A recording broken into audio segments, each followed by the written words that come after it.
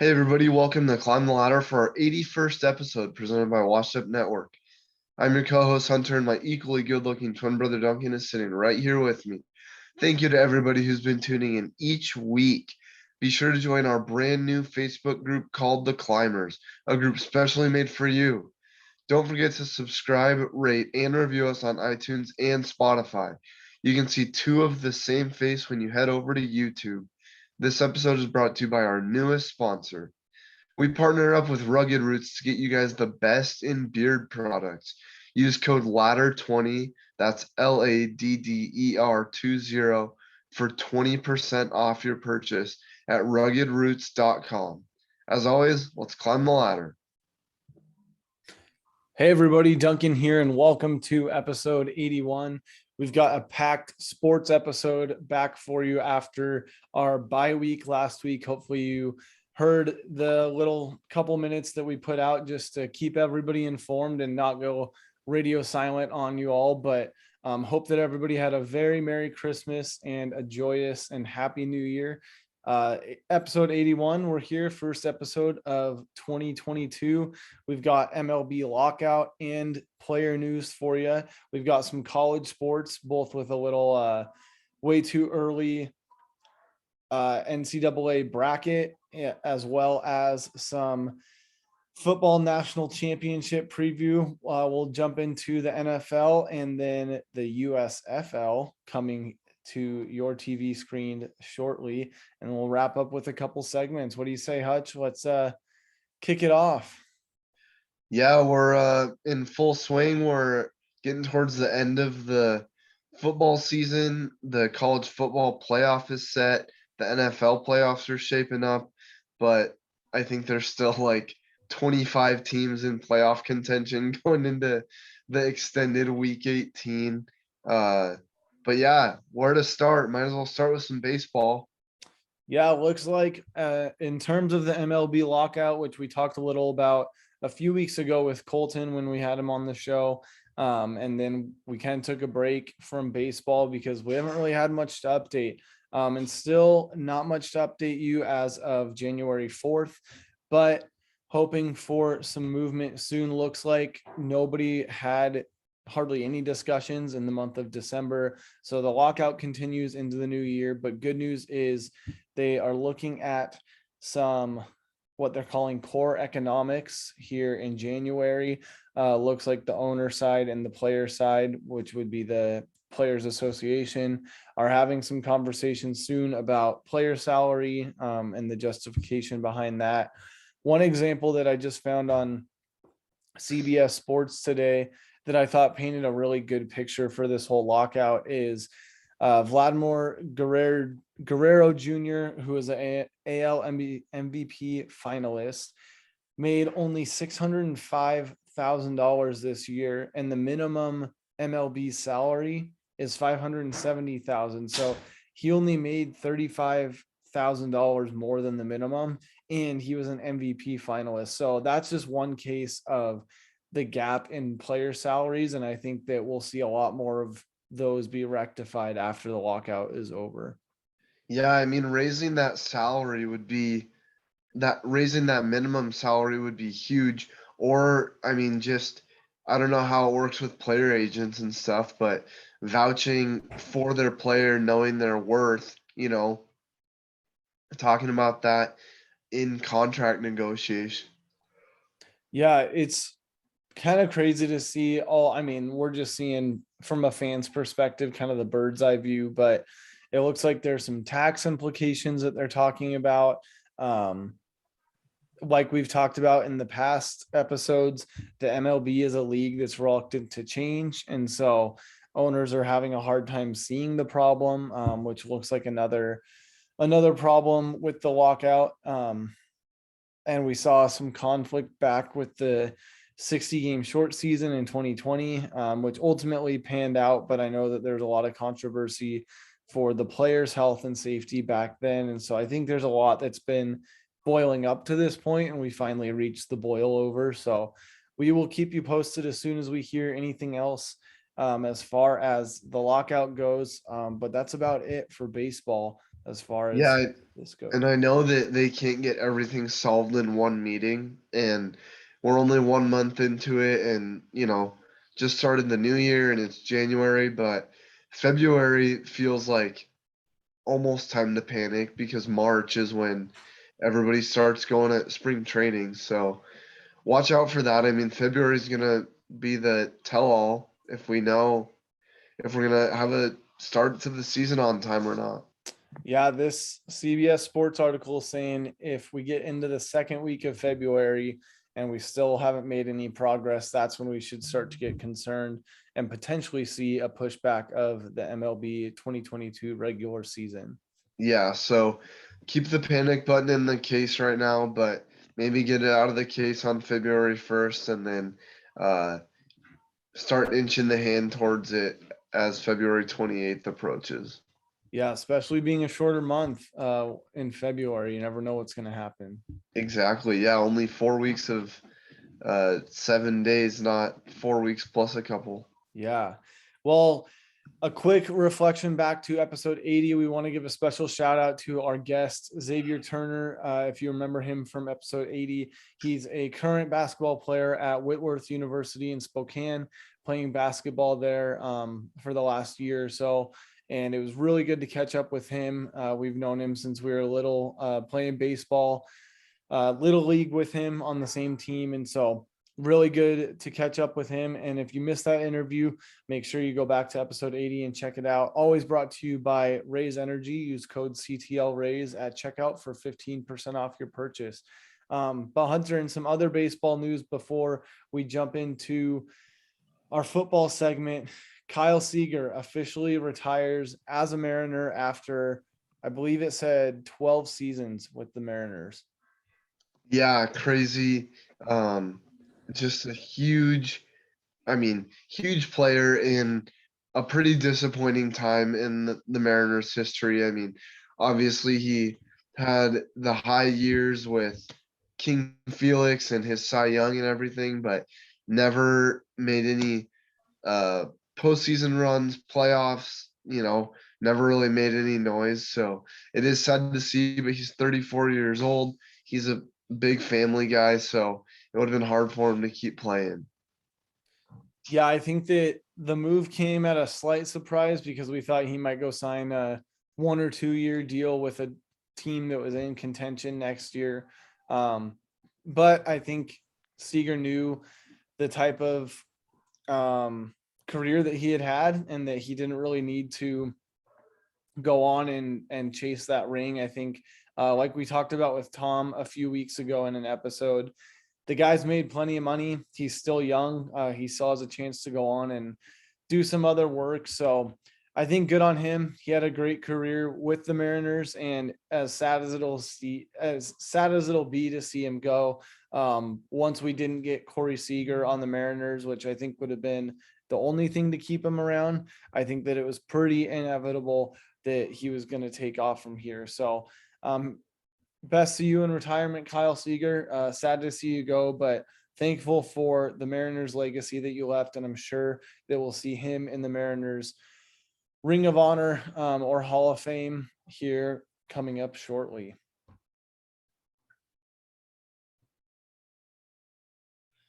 And in other news, we've got the NCAA College Football Playoff National Championship coming this Monday on January 10th, which is actually a rematch of the SEC championship that we had just last month on December 4th. So exactly a month ago from today, where Georgia fell to Alabama 24-41. Hunter, thoughts on this rematch? It's not all the time. I'd have to go back and see if we've had one at all in the short playoff history of college football, but what do you think? I mean, this is going to be a pretty stout matchup. Yeah, I think it's kind of one of those like to be expected, I mean, just the top two best teams, Georgia, Alabama. I think Georgia is a really, really good football team. I think that they're going to be out for blood. They have a lot to play for, especially after Alabama definitely took their number. And as we heard last time when we had Colton on right after that game, that Man, I mean, uh, Alabama showed up and Nick Saban knows what to do.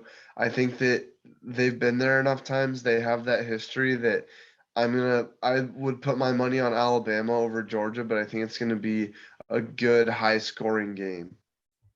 Yeah, I think high scoring indeed. We can see, I just pulled up ESPN to see what our official line is for the national championship. And unlike most games, it looks like it's been a little bit of a moving target since they launched the initial spread for this game, which even for people out there that don't bet on sports at all, the spread's a pretty good tell of what we might expect to see.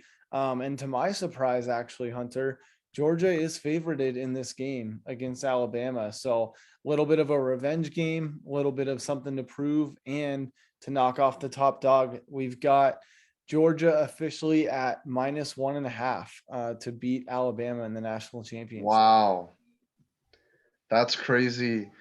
I mean, yeah, like I said, it'll be good. I'm gonna stick with my prediction, not knowing the what the line was, but yeah, it's gonna be close. Uh, what is it? Kirby Street and Nick Saban. Yeah, Definitely gonna be a matchup. it's going to be quite the showdown. I think we've been able to see, I mean, obviously the two best teams in the country all year. I think everybody always knows about Alabama, and even though they fell to Auburn late, I don't think it was too much of a secret.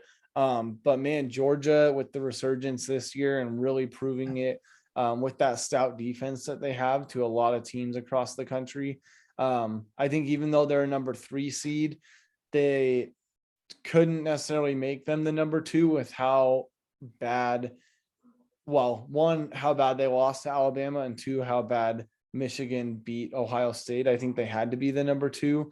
But either way, I think people knew that it was most likely going to be a Bama Georgia natty. And as much as I was pulling for Cincy, they did not have a chance this weekend. Yeah, definitely. That was kind of sad to see. I mean, they're a good team, and hey, they said we want Bama, and they got them. It was just cool enough for them to make it to the semifinals. One note on that, though, I think that the college football playoff does need to be expanded to 8 teams. Yeah, it would just be a lot more exciting. Maybe even the top 10, but I would say top 8 would round it out pretty good. Yeah, I think that there's no doubt, in any sports fan's mind that more football would be better. And I think you already have so many bowl games, especially with the big New Year's Eve bowls. You still have the Fiesta, the Peach, the Sugar, um, the Rose, obviously. So why not expand it? You already have teams playing games. Why not lump those into a college football playoff bracket and at least double it for now? I mean, in reality, the FCS is already doing it. You have the North Dakota States, the Montanas, all those schools are already doing a championship series. And if you're going to do bowls and also add in a playoff, why not expand it? Give it 8 the next couple of years, put it at 16 the next, and let's see if we can get a little Cinderella football team. Because the thing that we're going to talk about next, some college basketball, that's where you see the fun happen. That's where people tune in because they want to see what magic is going to happen in college basketball come March. Yeah, definitely. Well, getting into some college basketball, kind of talking about it's anybody's game. There's a lot of people in the running. Um, I mean, there's a good representation of the Pac-12 in the top 10, which you usually don't see, especially coming out of football, like we just talked about. Utah and Wisconsin did have a good Rose Bowl matchup, high scoring 48-52, I think. So, that's a fun one to watch. But back to some basketball, pretty good West Coast representation. You also have to throw Gonzaga in there too, with a couple of sad early losses. But I mean, if we're making any sort of predictions, I like Gonzaga. I like Baylor. Obviously, they're the only undefeated team. Um, a good Pac-12. You get UCLA in there, but then also USC and Arizona. coming in at number 7 and 8. I think that the Pac-12 will have a lot of competition going into the tournament, going into March. And then you obviously have your big teams like Kansas, your Michigan State, and then some smaller dogs like Houston, and then even Alabama, usually just known for football, but they're coming in at number 15. So we'll see. Got to make note of number 20, Colorado State. They're undefeated right now, which is huge. So you got to watch out for those little guys who love to make some noise in the big dance. Yeah, I love to already look at a top 25 because I figured what better way to start off 22 than some way too early, way bold predictions. We've talked with Jim before. We love a good bold prediction. And I think that we're seeing some teams up there that we don't usually. Gonzaga's hanging on in the top 4. Kansas looks like they're coming back a little bit, but we've got Baylor up there, number 1. Duke is back at number 2.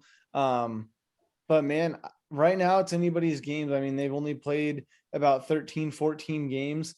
So at this point, there's still a lot of basketball left to be played, but Hunter, way too early. Who's going to the national championship and who's taking it all? Man, I'm gonna go Baylor Gonzaga, and I think this is Gonzaga's year. All right. I think they got a couple of early losses out of the way, which was really unfortunate because I mean we just saw them on fire last season, but I think they have a lot to play for, a lot to make of themselves, and especially being back in Washington. Let's go Zags. Yeah, I don't know what to think of Baylor because they're 13-0, which is by far the best record. But you've got a 12-0 USC down there at number 7. So my gut is telling me maybe take a little USC Baylor. I would love to see Gonzaga, and that's definitely not something I'd be bummed about, but maybe a little USC Baylor action. I'll take SC all the way, just as a little way too early prediction. Never know what's going to happen. Yeah, you don't have to lock that in, but Well, maybe just leave it right there as the way too early prediction. yeah, that's going to be my way too early. Come March, we can change our predictions if we want to. Yeah, we'll get a full bracket analysis going. Definitely. We'll have to have on our biggest college hoops fans and do a little breakdown of the 64. Yeah, bring Zave back and see what we're looking at. Definitely. Well, good to jump on some NCAA basketball predictions. Might as well throw in a little hoops for our guy Xavier, and always good to dabble into something that we don't get to talk about as much. Yeah, plus JR likes the hoops. Yeah, see if we can get JR back on here in 2022. That would be a lot of fun. Yeah, Alabama's at number 15 right now. All right. Yeah, we'll have to have him on there. Well, speaking of predictions, the NFL playoff picture is slowly getting set, although there's a few more variations out there of some win in your in games for week 18. Hunter, what are we seeing in the playoffs, and what are our Super Bowl favorites in 2022? Well, the rankings have been all over the place. I mean, you had the Chiefs lose to the Bengals after Joe Burrow went off the other day. The Bills are atop the division over the Patriots. I mean, it's kind of up for grabs at this point. As far as the AFC goes, the Bengals are now only one game back from the Chiefs going into the final week. We just got the Saturday schedule released, so we're going to get 3 games this weekend for week 18, which will be exciting. The Titans are at the top. Who would have thought that the Titans and the Chiefs would have the same record? Yeah, pretty big win for Vrabel and the Titans because everybody favorited the Chiefs coming in. The Chiefs, I commend them for having a little resurgence after a pretty flat start. But Mahomes did not look like Patrick Mahomes at the beginning of this season. And the Titans capitalized. I mean, number 1 seed, locked and loaded. They're looking good. Definitely a sleeper team, but I think between the Bengals and the Titans, we've got some excitement going in the AFC. Yeah, the AFC is fun. It's a lot more fun because it's close. So we'll see how that goes. I think that'll be a tight race. The NFC is a little more spread out. Cowboys are at the top. Rams and Cardinals are pretty close, tied for the top. I think the Rams are frauds. I would be surprised if they even got, I don't know, past the first round. I think that my prediction is whoever ends up in an NFC wild card is going to make some noise, and I kind of hope that the road to the Super Bowl through Lambeau, I hope that somebody can shake Aaron Rodgers because not a huge fan over here. Yeah, I would like to see the Packers go down. I think that the Cards also will get the West because I think that would make a lot more sense. Looks Yeah, I like we've think got a looks like teams we've like got a little mascot guest for us today. Smokey, yeah, talk about making some noise. yeah, making some noise in the NFL playoffs, huh, buddy? Who do you think is gonna go? The Seahawks are out. So what Smokey, the Browns are also out, and they're the only team that are kind of like a dog. I think that this playoff picture is exciting because it's kind of anyone's game. I think 13-3 Packers aren't as good as they look. But I also The could see Bucks, the Bucks, I don't think are as good as definitely not no, as good as last year. They only beat the Jets by 4 this past weekend. yeah, and they almost lost to the Jets. I would love to see like an Eagles or maybe even as much as I don't like the Cowboys, maybe see the Cowboys go to the Super Bowl and see a little team that we haven't seen in a little bit. But between the Titans and the Bengals, I'm rooting for one of them in the AFC. Yeah, it'd be fun to see a wild card kind of mess it up in there. Uh, but yeah, I'd go for Cowboys NFC and either Titans or Bills AFC is probably what I'd like to see the most. I don't think the Chiefs have it this year. The Bengals would be a fun AFC team to see. A lot of weapons with Joe Burrow, Jamar Chase, T. Higgins. So the AFC has some dogs for sure. Yeah, I thought that we would see more of the Bills this season, and although they're going to make it, it's kind of looking like they might not have the stamina to do what they need to do to make it to the Super Bowl. So, Josh Allen, I could see him coming back and being a little bit better next year, but seems like the Bills just don't have it all firing on all cylinders right now. Yeah, you're right. As much as I like the Bills, I think they've had some ups and downs, and I think a team like the Titans or Bengals who just don't have that postseason experience like the Patriots do, they'd be a fun team to see.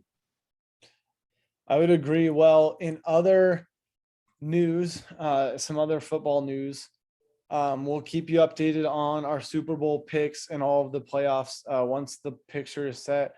But we've got the USFL, the United States Football League, returning for the first time since, let's see, can I find when they last folded?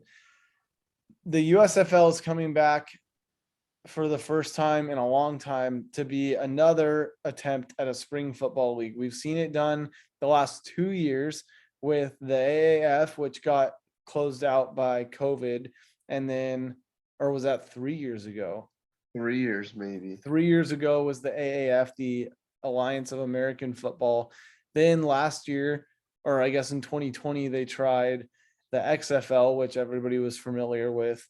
That ended up folding because of COVID, which was actually taking on very well. Yeah, it will come back because The Rock bought it after it folded. That is the good thing. I think that, Kind of put on hold. yeah, I think that we're going to see the XFL come back. Looks like the USFL was big in the 80s, which we knew. And it's accepting players that have graduated from high school in 2020 or earlier. Wow. So you can go to college for 2 years and play in the USFL. So I don't know. We've seen a couple tries here in the last couple years. We've seen a couple failures, but maybe since it's existed before, the USFL will come back. 8 teams, and looks like it'll be pretty fun. I don't know exactly what's going to happen, but definitely stay tuned for some spring football news. Yeah, spring football is a hard one because you're competing with March Madness, baseball, and basketball. Honestly, I think the solution to this is play games between Monday and Friday night. Uh, for an alternate football league, I think that's the answer to keep people entertained because when it's football season, you want football all the time. Like you get college on Saturday and pros on Sunday, Monday with, Thursday night, which isn't usually an awesome game. But I think that an alternate football league's answer is playing during football season because it just feels that vibe, the chill in the air, the winter beer. Uh, but I think you got to keep it in the fall and winter. Yeah, I do like that take. I could see like a Tuesday, Wednesday, Friday league. Then you're not competing really at all with college football, and then obviously not at all with the NFL. And it would be a nice complementary. I think people would stay more engaged, like you said. Um, so we'll see how spring goes. I think that people itch for football a little bit, but then once it starts to get warm again, it just kind of fades off. So stay tuned for the USFL. We'll have to pick a team. There might be a New Orleans team if I remember right, so we might have to hop on with Joey there. But Yeah, stay this will tuned. be a fun option to have. Definitely. Well, jumping into a couple quick segments, always presented by Chafex. If you want the best in anti-chafing, head over to chafex.com and use code NOCHAFE2021, which we'll have to get a new code for you. But for now, use that one for buy one, get one free on all of your anti-chafing products, whether you're on a bike ride, a hike, swimming, whatever it may be. Go ahead and check out Chafex, proudly supported by Climb the Ladder. Hunter, getting into the music segment today, what is your deep cut heading into 2022? Yeah, I gotta go with the gold chain cowboy, Mr. Parker McCollum himself. Oh, that's a good one to pull out. Yeah, a lot of options. Uh, I'm kind of going back and forth between a couple. Uh, but I mean, you can't go wrong, especially off of his new album, uh, titled Gold Chain Cowboy, which, just said. Um, Heart Like Mine is, I mean, that really gets in the feels. That's a good one. Um, and then Rest of My Life is a really good one. So I'm kind of in between those two. I'll probably go with Heart Like Mine for the deep cut, to keep the theme of that going. But yeah, the gold chain cowboy himself, Parker McCollum. That's a really good one. I was trying to think, it might be Heart Like Mine that I was thinking of because that's just such a solid tune. But I will say, when he came out with Young Man's Blues last year, that one caught me because it's a little bit older of a feel, even though he's got a little bit more modern flair. And I really like the lyrics behind that. But good call out for Parker McCollum on deep cuts this week. Yeah, who do you got? I'm gonna go with my man Ernest. He is a solid upcomer. He's in the Hardy and Morgan Wallen circle of influence. And the song that I'm picking is his brand new song released on New Year's Eve, which is also a pretty bold release date. Not a lot of people release anything, into December and after Christmas, but Flower Shops by Ernest featuring Morgan Wallen. I was gonna do that one, but I knew you would, so I saved it. Yeah, I love a good new music drop, and Ernest has been growing on me. The first song that I heard of his that I really liked was Cheers. And I've just been listening to him ever since. It's just like That's a a good one. good, easy listener. And Flower Shops, it's a perfect ballad with Morgan Wallen. Both great voices on the tune and a cool story behind it too. They were trying to figure out the next song to write, and they dove back into some George Jones for some inspiration. Wow. Heard a song about a dozen roses or something, and thought, man, that would be kind of a fun spin-off to write. So Flower Shops was born. It's a really good tune, and definitely a deep cut. But I don't think that if you don't know who Ernest is right now, it probably won't be that way for long because he's rising and he's rising fast, and he's got a cool flair on country music. Yeah, that's cool to hear the backstory. I can definitely hear some tones of good old George Jones in there. You definitely get the steel guitar, the long kind of like bluesy sound, Mhm. and just that twang that you can't get anywhere else. And I would definitely compare the uprising of Hardy to the track that Ernest is on. I think that Mm. he has a nice trajectory going for him. Definitely. Yeah, really, I mean, we love Hardy. He's got such a variety of tunes, but he hits all the boxes, and he's just a fun one to listen to. So excited for Ernest, and yeah, hopefully we'll catch him live here soon. Yeah, definitely. Well, we'll do a little bit of a holiday recap. We had Christmas and New Year's right in there. Nice to get some time off from work. Duncan had a nice road trip back and forth to California, conquered some mountain passes. But any highlights and bloopers from Christmas or New Year's? Yeah, definitely a great Christmas break. My company gave the week off between Christmas and New Year's, so really had a nice chance to relax. But the highlight of the trip, meeting my soon to be and Mandy's new nephew, Charlie. Her sister gave birth right before Christmas, which was awesome. We got to meet Charlie within his first week of being on planet Earth, and got to be there for his 1 week birthday. He's just 2 weeks old now, and he wasn't even supposed to be due until this week. So he definitely brought some joy and some light to Christmas for us. It was really fun to open presents with him hanging around there, and he's just a cute little baby. So fun to hang out with him. Some bloopers was probably the snow, which anybody in the West right now is anybody listening in the West is probably experiencing something similar of some magnitude, but the snow is just destroying the West. We didn't have a lot here in Boise before we left, but making our way through Nevada to California, we had some snow in southern Nevada, which is not as common. And then we were supposed to come back through the beautiful Lake Tahoe, which got 16 feet of snow in December and made us detour through the not so great state of Oregon. So for anybody out there listening in Oregon, just not a huge fan, not a ton going on there. Love the coast. Heard great things about Bend. Couldn't get enough of your Tillamook cheese and yogurt, but man, I drove across the whole state last week and it was covered in snow. The Trailblazer did its job, but that was quite the long haul to get home in the home stretch. Yeah, man, I feel you with that. Luckily, we spent the New Year's weekend on the other side of the mountains, and we made it back on Sunday just in time before they closed the pass. They ended up getting 1 to 2 inches per hour, and they got over 2 feet on Sunday to Monday night, and then Wednesday night of this week they're supposed to get another 2.5 feet, which is insane. And like for people who don't know Washington very well, that is a main axis of travel. All of the trucking that goes between Seattle and the rest of the Northwest goes through there. So that's a huge deal going on. It was closed for 19 hours on Monday, which is pretty much all day.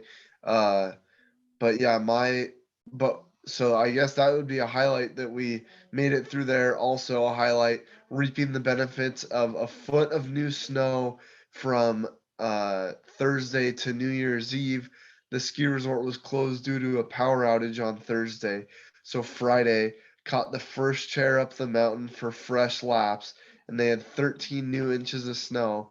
Definitely a highlight, one of the all-time days I've had on the mountain. That's awesome. Uh, Gotta love that.